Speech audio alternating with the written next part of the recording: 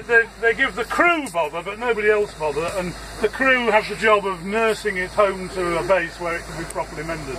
It is honestly extremely unusual for a steam locomotive to be disabled in such a way that it can't go on. It's almost unheard of, isn't it? Yeah.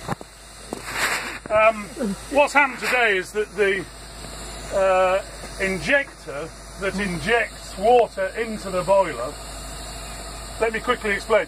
A lot of people think we're putting water into the boiler when we take water out of the hose here, but all we're doing there is to fill up the tanks.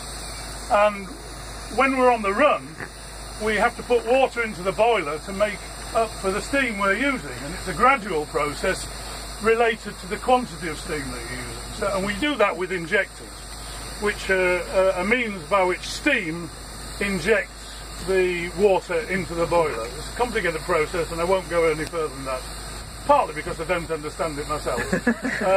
But the injector valve broke in Matt's hand as we were pulling out of the station, and the steam cloud that you saw was simply the boiler exhausting through the injector overflow, which would have meant, if we hadn't got to Dirty Great Big Fire ready for this 6-mile climb up the hill, would have probably emptied the boiler pretty quickly. But we've got a big fire in, and it made a merry noise for several minutes. We've shut the manifold off now. That's where the steam is taken out of the boiler to feed the various ancillaries, and so it's suddenly become quiet, which means I can talk to you.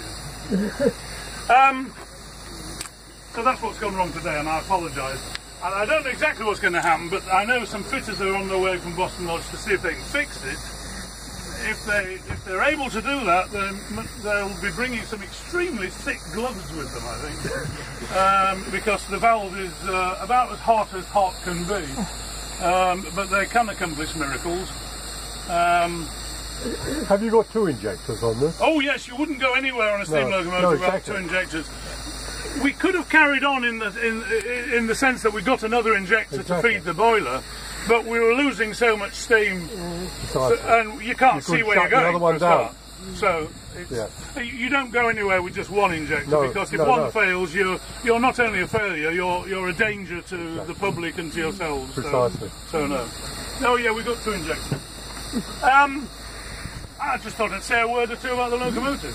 Because a lot of people, I don't know if you've been here before, a lot of our visitors have been here before because they realise it's a good place to be and say, let's go there again.